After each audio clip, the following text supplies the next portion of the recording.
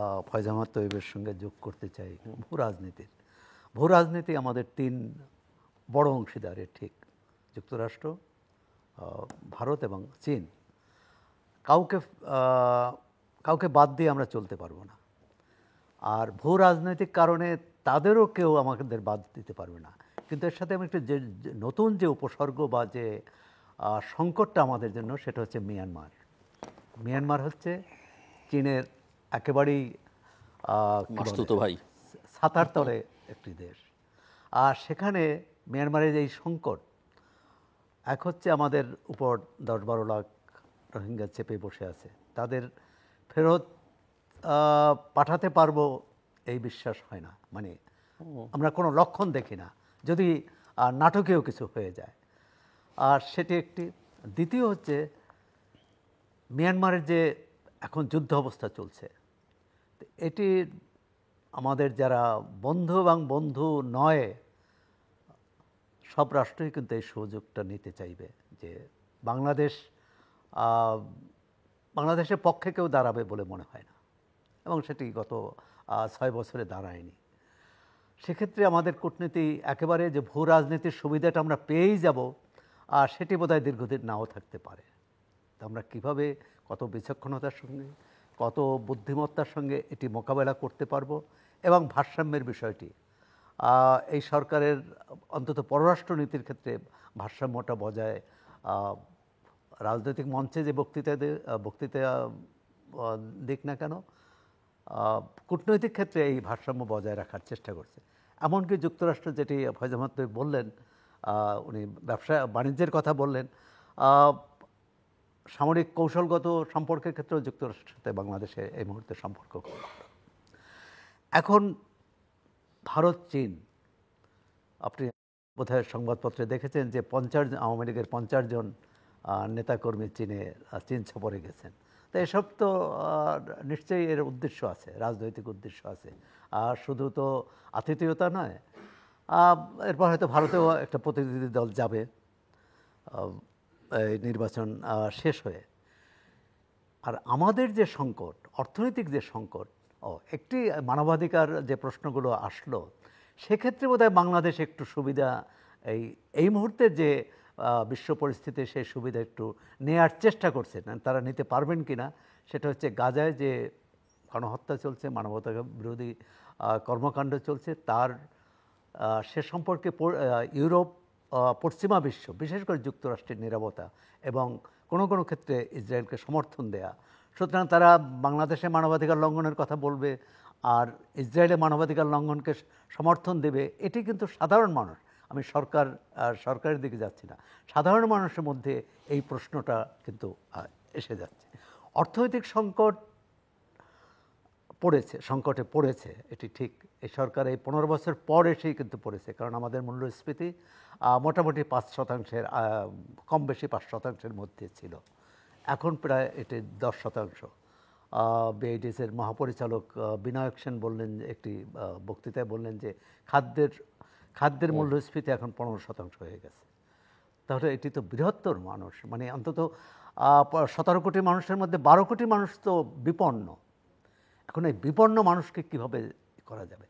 এখন বাংলাদেশের অর্থনীতির মানুষ কিন্তু রিজার্ভ কত কমলো, কত বিলিয়ন আসলো, তার চেয়েও বেশি হচ্ছে যে বাজারে যে পণ্যটা তার পকেটে যে পয়সা আছে কিনতে পারলো কিনা, বেকারত্ব বা তার আয় দিয়ে সে ব্যয়টা সামলাতে পারছে না।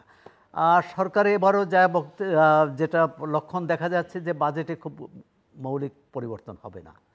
সেই মাথাভারী প্রশাসন, সেই প্রশাসনিক খাতে মানে ব্যয় বৃদ্ধি থাকবে, এবং কিছুটা হয়তো রাজস্ব আয় বাড়ানোর চেষ্টা থাকবে। কিন্তু সম্প্রতি এনবিআরের চেয়ারম্যানই বলেছেন যে এই লক্ষ্যমাত্রা তো উপর থেকে চাপিয়ে দেওয়া হয়, সেটাই তো কারো পক্ষে এটা পূরণ করা সম্ভব না। সার্বিকভাবে অর্থনৈতিক যে নীতি, এবং আরও একটি আমরা দেখছি, গত 5 বছর তো একজন অনুপস্থিত অর্থমন্ত্রী পেয়েছিলাম। এখন যে অর্থমন্ত্রী পেয়েছে তিনিও কিন্তু প্রথমত হচ্ছে তার মূল কাজ ছিল পররাষ্ট্র নিয়ে, এবং পররাষ্ট্রমন্ত্রী হিসেবে তিনি মোটামুটি সফলভাবেই তার 5 বছর পার করেছিলেন। এখন যদিও একজন জুনিয়র মন্ত্রী আছেন, প্রতিমন্ত্রী, কিন্তু সার্বিকভাবে এইটা মানুষের মধ্যে এই প্রশ্ন যে বাংলাদেশের অর্থনীতি কে কে চালাচ্ছে, চালায়। মানে এই প্রশ্ন এবং এই প্রশ্ন থাকাটা কিন্তু একটা সরকারের জন্য খুবই কি বলে বিব্রতকর, যে অর্থমন্ত্রী চালাবে অথবা প্রধানমন্ত্রী পরামর্শ নিয়ে অর্থমন্ত্রী চালাবে, কিন্তু অর্থমন্ত্রী চালাচ্ছেন সেটি মানুষের কাছে প্রতিভাত হচ্ছে না। কেউ বলে, কখনো বলা হয় যে এটি বাংলাদেশ ব্যাংকের গভর্নরই হচ্ছে সব কিছু নিয়ন্ত্রণ করেন, আবার তো দেখলাম যে গভর্নর যেসব সিদ্ধান্ত নিয়েছেন তার কোনোটাই কার্যকর করতে পারেননি। তো সবটা মিলে এই অর্থনীতির ক্ষেত্রে একটা অদৃশ্য শক্তি এটা পরিচালনা করছে, এবং সেই অদৃশ্য শক্তির পিছনে যে কি বলে সেখানে একটা কি বলে ভালো কিছু নেই, অর্থাৎ যেখানে মানে কোটি কোটি টাকা ঋণ খেলাপি, ব্যাংকিং খাতে দুরবস্থা, আপনার আমদানি ব্যয়ের ক্ষেত্রে। সম্প্রতি মণিক বার্তা একটি খবর দেখলাম যে ব্যবসায়ীরা যে রপ্তানির হিসেব দিয়েছে সেই পরিমাণ টাকা দেশে আসেনি।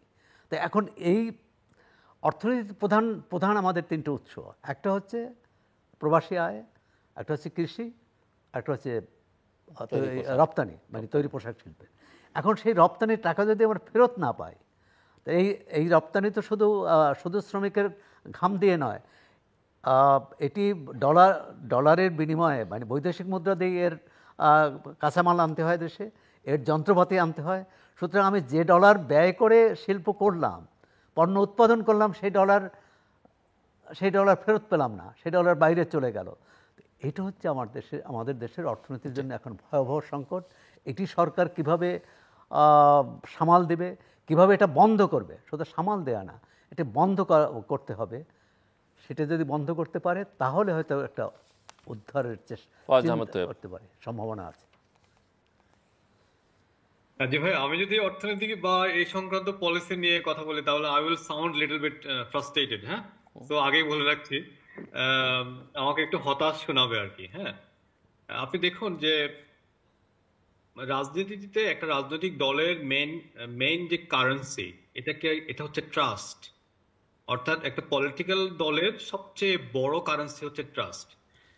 আমাদের মানুষের মধ্যে, আমাদের গ্রামীণ বলুন, শহরে বলুন, মধ্যবিত্ত বলুন, কিংবা আমাদের ব্যবসায়ী বলুন, এবং আমাদের শিক্ষার্থীদের বলুন, সবার মধ্যে এই ট্রাস্টটা ভেঙে গেছে যে এই সরকার আমাদের অর্থনৈতিক সংকটের সমাধান করতে পারছে অদূর ভবিষ্যতে। হ্যাঁ, তার কারণ কি দেখুন, টানা 22 মাস ধরে বাংলাদেশ মূল্যস্ফীতির মধ্যে আছে। খাদ্য মূল্যস্ফীতি এবং খাদ্য বহির্ভূত দুই ধরনের মূল্যস্ফীতি। যখন একটা দেশ টানা 12 মাস, 1 বছরের বেশি সময় ধরে উচ্চ মূল্যস্ফীতি থাকে, তখন সেই দেশটাকে সংকটগ্রস্ত অর্থনীতি বলে ধরে নেওয়া হয়। এবং এর পাশাপাশি আরেকটা আপনাকে তথ্য শেয়ার করতে চাই দর্শকদেরকে, সেটা হচ্ছে যে টানা 26 মাস বাংলাদেশের মূল্যস্ফীতি, বিশেষ করে খাদ্য মূল্যস্ফীতি, এখানকার মানুষের জীবিকা বা শ্রমিকদের মজুরি বৃদ্ধির দ্বিগুণের চেয়ে বেশি। এটা আরেকটা ভয়ঙ্কর পরিসংখ্যান। এখন আমরা যদি দেখি যে এই সময়ে, এই 22 মাসে বাংলাদেশ আইএমএফ এর সাথে পার্টনারশিপে ইনভলভ হলো, কিন্তু তারপরেও আইএমএফ এর সাথে আপনার অংশীদারিত্ব থাকার সময় এত দীর্ঘ সময় পেরিয়ে গেল, বা আইএমএফ এর 2টা কিস্তি আমরা পেয়ে গেলাম, 3য় কিস্তির জন্য অপেক্ষা করছি, 1.5 বছর সময় পার হয়ে গেল, তারপরেও আমাদের অর্থনৈতিক সংকটটা সমাধান হচ্ছে না। এই কারণে মানুষের মধ্যে এই ট্রাস্টটা ভেঙে গেছে যে বর্তমান সরকার নতুন এমন কিছু করতে পারবে যার মাধ্যমে অর্থনৈতিক সংকটটা দ্রুতই শেষ হয়ে যাবে, বরং তারা বিশ্বাস করে যে সংকটটা দীর্ঘায়িত হবে। এখানে আমরা শ্রীলঙ্কার উদাহরণটা আনতে পারি। শ্রীলঙ্কা আইএমএফ এর সাথে ইনভলভমেন্টের মাত্র 6 থেকে 9 মাসের মধ্যেই কিন্তু তার মূল্যস্ফীতিকে 6% নিচে নামিয়ে ফেলতে পেরেছে। কিন্তু এর চেয়ে লম্বা সময় বাংলাদেশ আইএমএফ এর সাথে ইনভলভ থাকার পরেও মূল্যস্ফীতি সরকারি হিসাবে 10.22% এবং বেসরকারি হিসাবে প্রায় 15%। আচ্ছা, তো তার মানে নিশ্চয়ই এখানে পলিসিগত কিছু ডিসক্রিপেন্সি এবং ইমপ্লিমেন্টেশনগত কিছু সমস্যা আছে। এখন এই সমস্যাগুলো কি?